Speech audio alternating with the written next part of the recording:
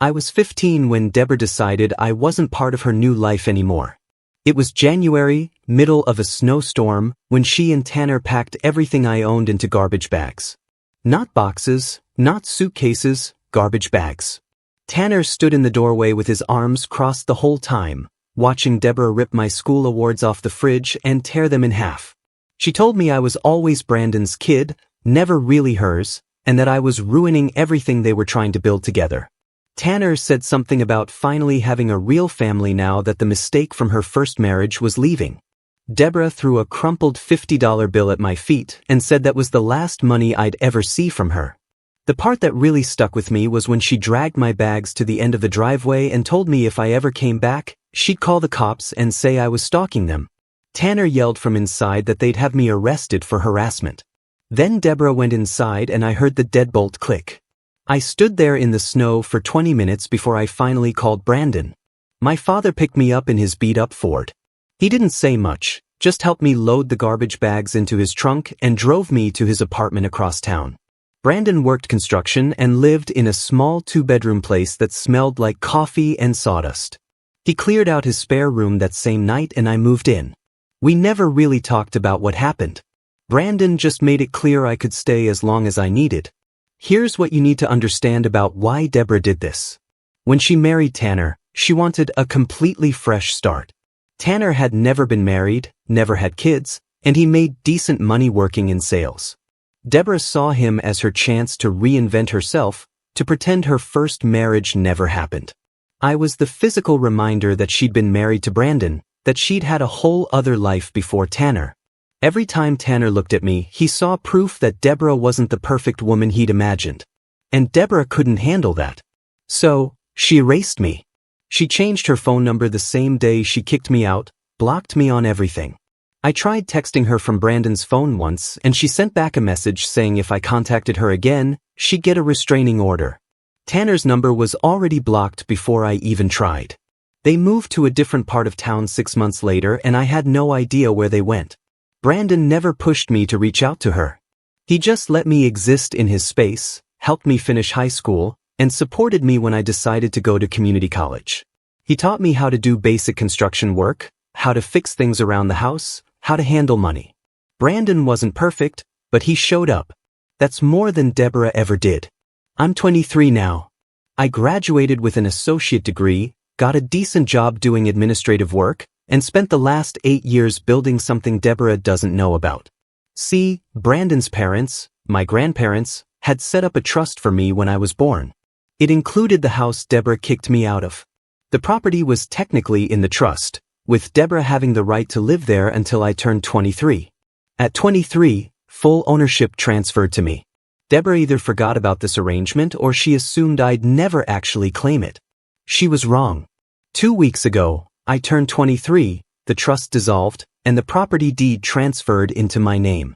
I spent the last 8 years making sure every document was in order, every legal requirement was met. I worked with the same lawyer who set up the trust originally, and we confirmed that Deborah had no legal claim to the house anymore. None. She'd been living there rent-free for 8 years, thinking it was hers, thinking she'd won. I had a courier deliver an envelope to her office last Thursday. Inside was a formal notice that she had 60 days to vacate the property. The notice included copies of the trust documents, the deed transfer, and a letter from my lawyer explaining that I was exercising my legal rights as the property owner.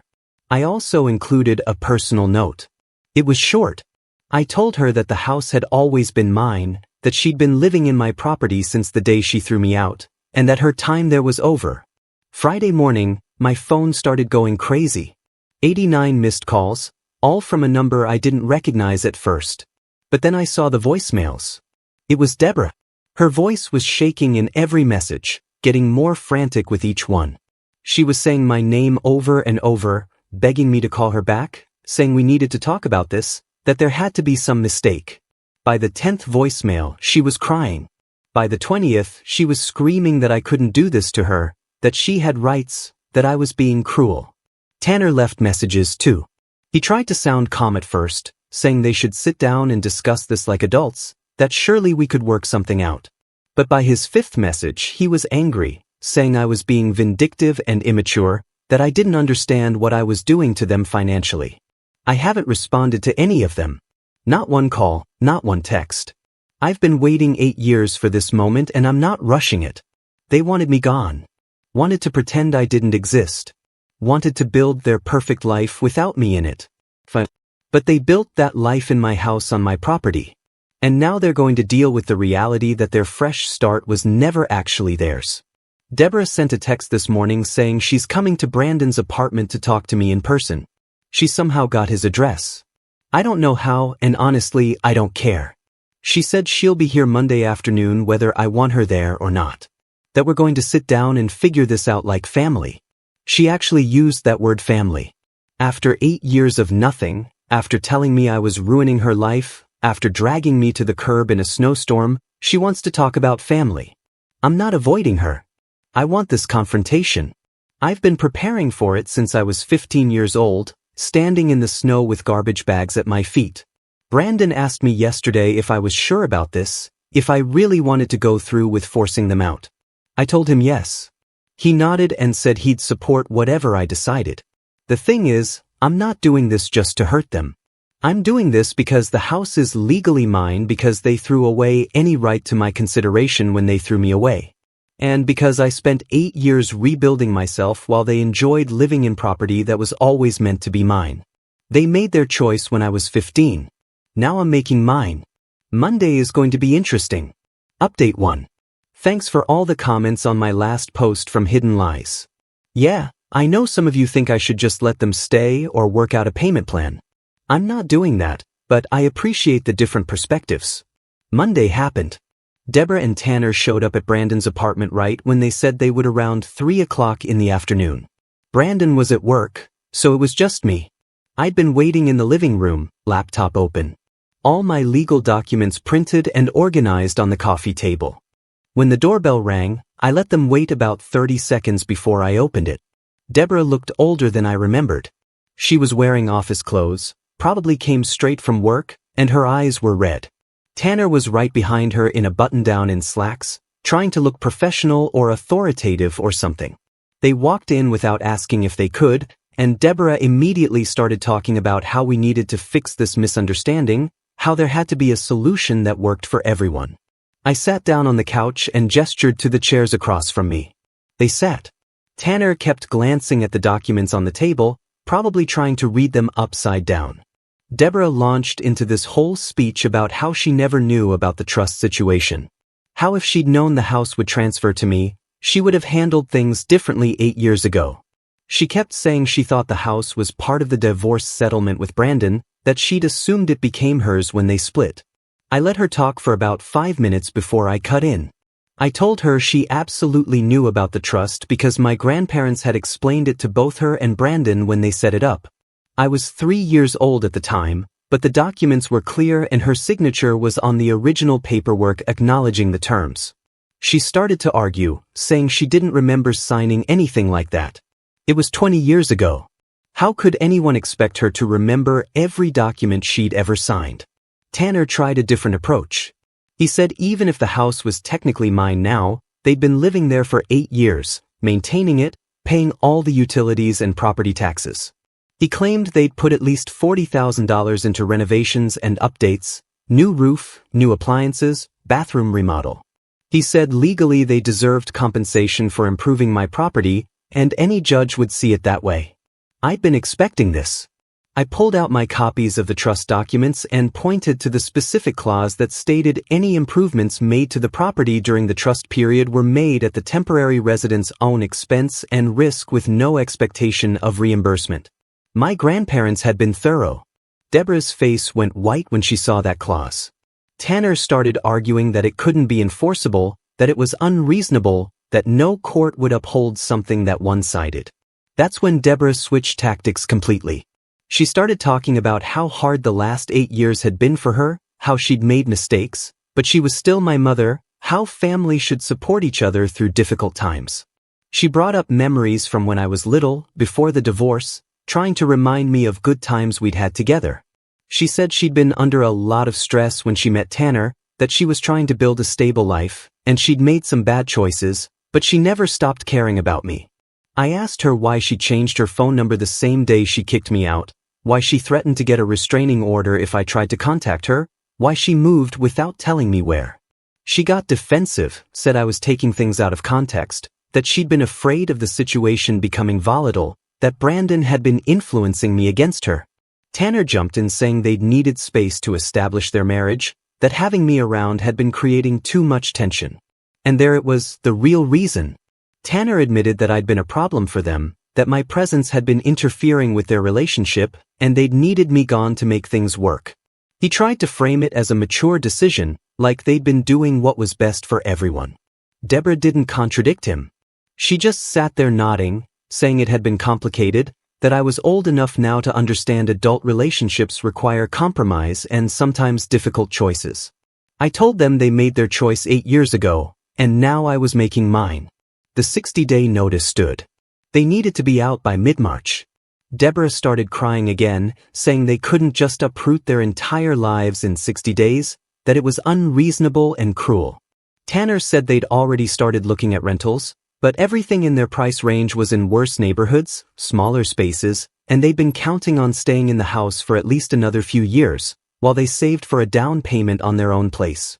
That's when I learned they'd been using the house as a permanent solution. They had no savings. Everything they made went to their lifestyle, their cars, their vacations. They'd been living above their means because they thought they had free housing forever. Deborah admitted they'd told everyone the house was theirs, that Tanner's parents thought they owned it, that their friends believed they were homeowners. Moving now would be humiliating on top of financially devastating. Tanner tried to negotiate. He offered to pay me rent for the next year, said they could work out a lease agreement, that they'd even sign something giving me the option to evict them with 30 days notice if anything went wrong. He threw out numbers, started at $800 a month, went up to $1,500 when I didn't respond. Deborah added that they could help maintain the property, that I wouldn't have to worry about anything. They'd take care of everything like they'd been doing. I told them no. The house was mine, and I had my own plans for it. I wasn't interested in being their landlord. Wasn't interested in any arrangement that kept them in my property. Tanner's face went red. He said I was being vindictive, that this was just revenge for being kicked out 8 years ago, that I was acting like a child who couldn't let go of the past. He said real adults move on from childhood hurts and don't use legal technicalities to destroy other people's lives. Deborah grabbed his arm, trying to get him to calm down, but he kept going. He said I was proving exactly why they needed me gone, that I was petty and vindictive and incapable of understanding what it took to build a real adult relationship. He said Brandon had clearly raised me to be just like him, bitter and unable to move forward. I stood up and told them they had 60 days. That was what the law required. And that was what they were getting. Not 61 days, not a lease agreement, not a compromise.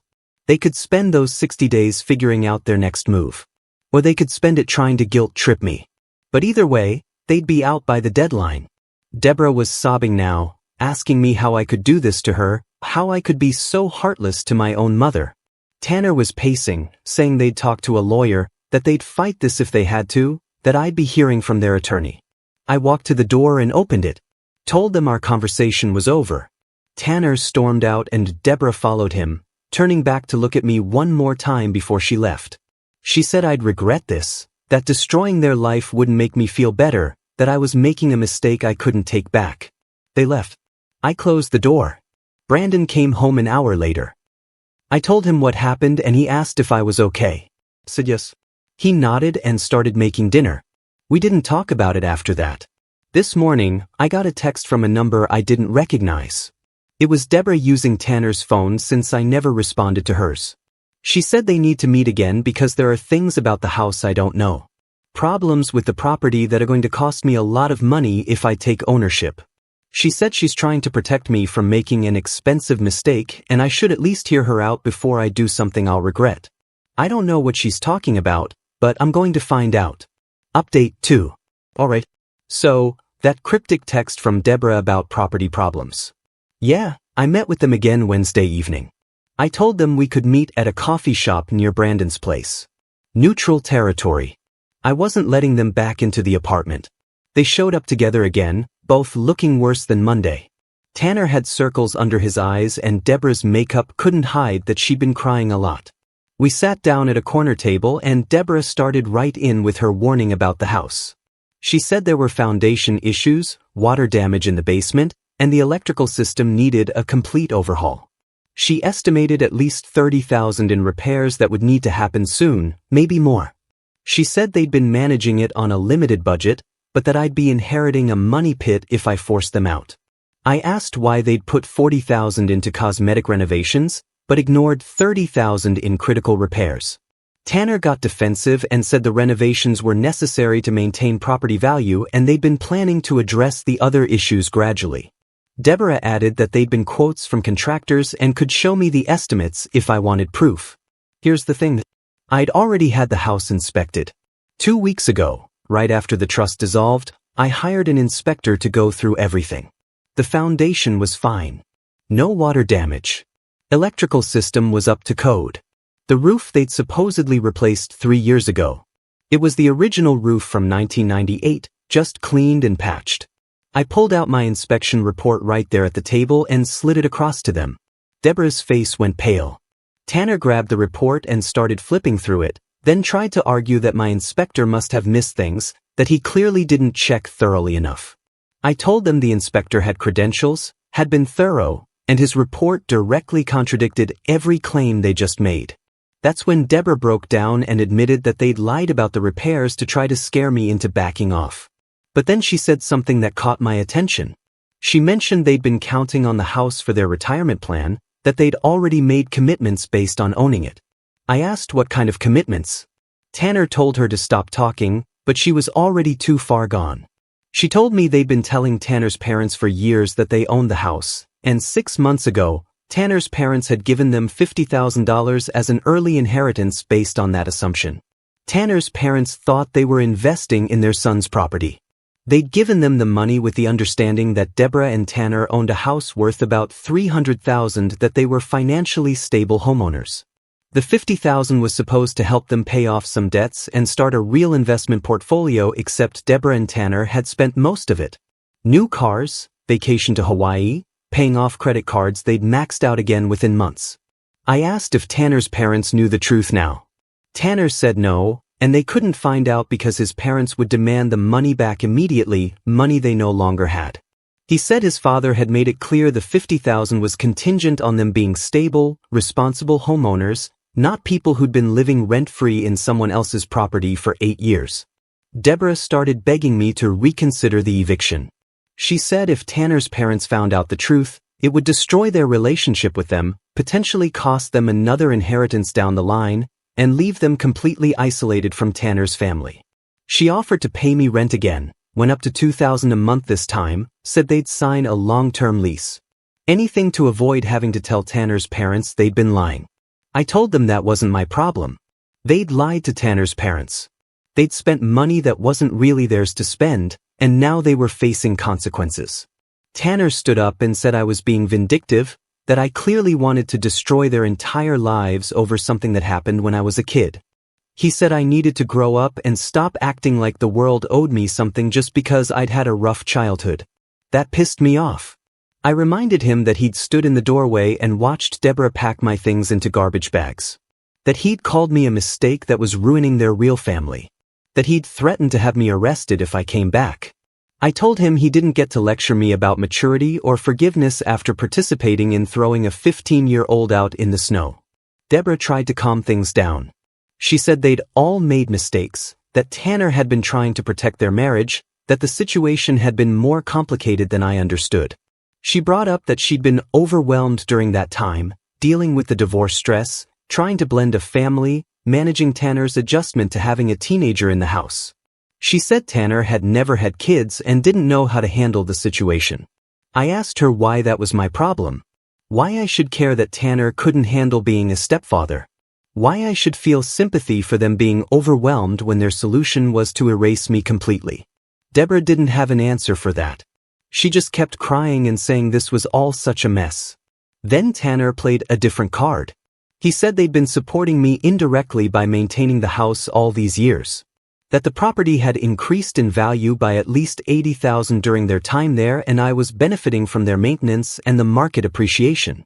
He said ethically, even if not legally, I owed them something for that value increase. I pointed out that maintaining a property you're living in rent-free isn't charity work. That they'd been getting free housing worth roughly $20,000 a year, which over 8 years was $160,000 in value they'd received.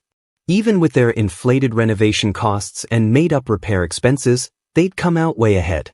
Tanner started arguing math with me, but his numbers didn't make sense, and he knew it. That's when Deborah's phone rang. She looked at it and went white. It was Tanner's mother. She didn't answer. Let it go to voicemail. Tanner checked his phone and had 3 missed calls from his dad. We all just sat there for a second and then Deborah's phone rang again. Same number.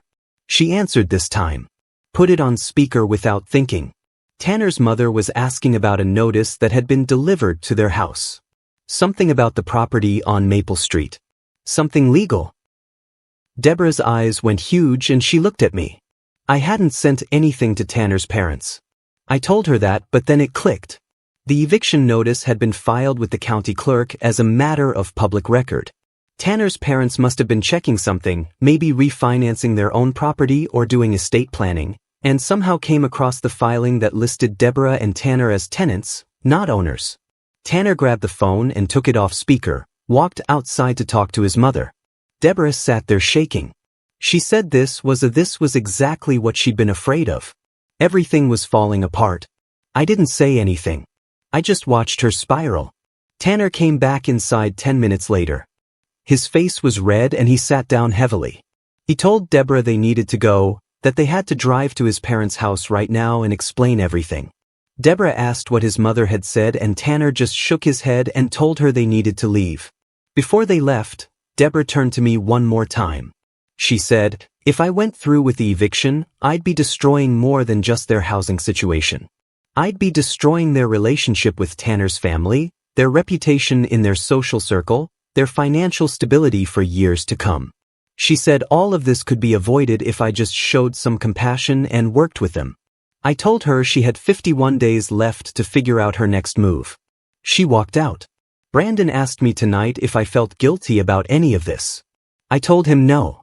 He said good that Deborah made her choices and I was making mine. But he also said Tanner's parents getting involved was going to make things more complicated, that I should be prepared for them to potentially reach out to me directly. I'm not worried about Tanner's parents. I'm not worried about Deborah's reputation. I spent 8 years being nobody to her, and now she wants me to care about her problems. The 60-day notice stands, and honestly, after watching her try to manipulate me with fake property damage and then learning they scammed Tanner's parents out of $50,000, I'm even more sure this is the right thing. 44 days until they're out. Final update. Brandon was right about Tanner's parents. They reached out to me, not through Deborah or Tanner, but directly. Tanner's father found my number through the legal documents filed with the eviction notice and texted me last Friday asking if we could talk. I agreed to meet him for lunch on Saturday. Just him, no Tanner, no Deborah. His name is Ashley, and he's a straightforward guy who runs his own contracting business. We met at a diner and he got right to the point. He said Deborah and Tanner had been lying to him and his wife for years about owning the house, and they'd given them $50,000 under completely false pretenses. He wanted to know the full story from my perspective before he decided what to do about the money. I told him everything. The garbage bags, getting kicked out at 15, the trust fund, the 8 years of silence, all of it. Ashley listened without interrupting, and when I finished, he sat back and said he'd suspected something was off about their housing situation. But Tanner had always been vague about the details. He said his wife, Elise, had questioned why they never seemed to have mortgage paperwork or property tax documents to handle, but Tanner always had excuses. Ashley told me he was demanding the $50,000 back immediately, and if they couldn't pay it, he'd be taking legal action against his own son. He said he didn't care if it destroyed their relationship because Tanner had already destroyed his trust. Then he asked me what my plans were for the house after they moved out. I told him I was moving in, that I'd been living in Brandon's spare room for 8 years, saving money specifically so I could afford to maintain the house once I got it back. Ashley nodded and said that made sense, that it was my property and I had every right to reclaim it. Then he said something that surprised me. He told me if I ever needed any work done on the house to call him and he'd give me a fair price. He said he respected what I was doing, that Tanner needed to face real consequences for once in his life. We shook hands and left. I texted Brandon about it and he said Ashley sounded like the kind of guy who actually holds people accountable, unlike Deborah. The following week was intense. Deborah started texting me multiple times a day from different numbers because I kept blocking her. She was trying every angle she could think of. First, it was guilt about family bonds and how I was destroying our relationship permanently. Then it was anger, saying I was cruel and heartless and exactly like Brandon, which she clearly meant as an insult, but honestly just made me more certain I was doing the right thing. Then she tried bargaining again, offering to sign over her parental rights formally if that would make me feel better. As if I needed her permission to exist without her in my life, Tanner sent longer messages trying to logic his way into an extension. He argued that 60 days wasn't enough time to find adequate housing in their price range, that the rental market was competitive, that they needed at least 90 days to make proper arrangements. He sent me listings for apartments they were looking at, all of them smaller and in worse areas than where they'd been living. He kept emphasizing how much they were sacrificing, how much they were losing, like I was supposed to feel sorry for them. I didn't respond to any of it. My lawyer had already told me that any communication with them should go through him at this point. So, I forwarded everything to his office and let him handle it. He sent them a formal letter reiterating that the 60-day notice was legally sufficient and wouldn't be extended under any circumstances. 2 weeks before the deadline, Deborah showed up at my work. I have no idea how she found out where I work, but she was waiting in the parking lot when I got off my shift. She tried to approach me and I walked right past her to my car. She followed me, talking the whole time about how she'd made a huge mistake 8 years ago, how she'd been a different person then, how she wanted a chance to rebuild our relationship if I just give her some time and grace. I unlocked my car and got in. She put her hand on the door to stop me from closing it and said they had nowhere to go, that they'd applied for apartments, but kept getting rejected because of their credit scores and debt-to-income ratio. She said they might end up in a motel or worse. And did I really want that on my conscience? Did I really want to be responsible for making my own mother homeless? I told her she had 13 days to figure it out and pulled the door closed. She stepped back and I drove away. I watched her in my rearview mirror standing in the parking lot. Brandon asked me that night if Deborah showing up at my work bothered me. I told him no, that it was just more proof she'd do anything except actually take responsibility for her choices. He said Deborah had always been like that, even during their marriage, always finding ways to make her problem someone else's fault.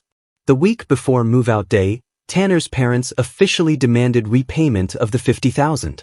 Deborah called me from yet another new number, crying so hard I could barely understand her. She said Tanner's parents were threatening to sue them, that they couldn't pay back that kind of money, that they were going to lose everything. She begged me to talk to Ashley, to convince him to give them more time or accept a payment plan. I asked her why she thought I'd do that. She said, because she was my mother. Because family helps each other. Because I had the power to make this easier for everyone. I told her she'd given up any claim to the family argument 8 years ago when she packed my things in garbage bags. She hung up. 3 days before the deadline, I drove past the house.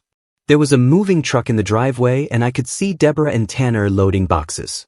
They looked exhausted. I didn't stop. I just wanted to confirm they were actually preparing to leave.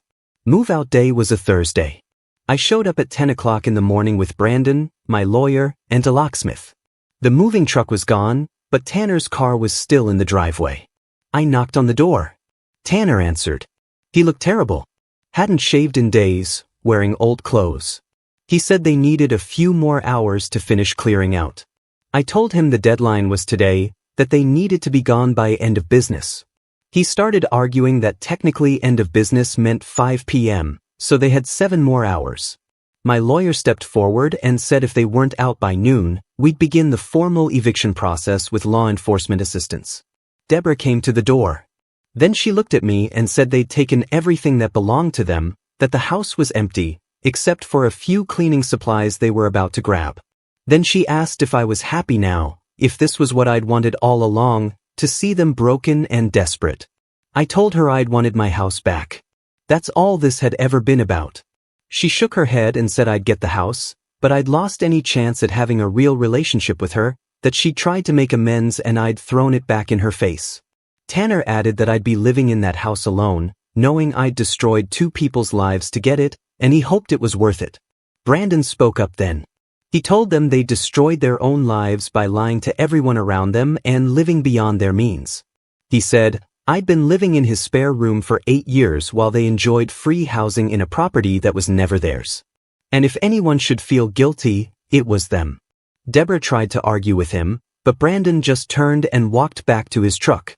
They left by 11:30, loaded the last few items in Tanner's car, and drove away. Deborah didn't look back. Tanner did just once, and then they were gone. The locksmith changed all the locks. My lawyer handed me the new keys. I walked through every room of the house. It was cleaner than I expected. They'd left it in decent shape, probably hoping it would earn them some goodwill that might translate into me backing off on other consequences. It didn't matter. The house was mine. I'm writing this from my bedroom in my house. I moved my things in over the weekend. Brandon helped me set up furniture. It's weird being here, walking through rooms where I lived as a kid, where I was kicked out of as a teenager, and now where I live as an adult who owns the whole thing. Deborah tried texting me one more time yesterday. She said Tanner's parents are moving forward with the lawsuit, that their lawyer says they'll probably win a judgment for the full $50,000 plus legal fees, that it's going to financially ruin them for years. She said if I just shown some compassion, none of this would have happened. She said I was vindictive and cruel and she didn't recognize me anymore. I blocked that number too. Some of you will probably think I went too far. That family should forgive each other. That holding on to anger from 8 years ago is unhealthy. I don't care. Deborah chose Tanner over her own kid. She threw me out in the snow with garbage bags and $50 and told me I was ruining her new life. She changed her number, moved without telling me where, threatened me with police if I tried to come back. She spent 8 years pretending I didn't exist while living rent-free in property my grandparents left to me. Now she's dealing with the consequences of every choice she made. She's living in a cramped apartment, fighting a lawsuit from her in-laws, facing social embarrassment from everyone who thought they owned a house, and probably dealing with serious marriage problems because Tanner's whole identity was built on being successful and stable, and now he's neither. And me, I'm living in my house, the one my grandparents wanted me to have, the one I waited 8 years to reclaim. I don't feel guilty. I feel vindicated. Brandon came over last night to help me set up my internet. We ordered pizza and ate in the living room. He said my grandparents would be proud of me for standing my ground. I said I hope so. He told me they definitely would be. This morning I saw Deborah's car drive slowly past the house. She didn't stop, just drove by, then turned around at the end of the street and drove past again. I watched from the window.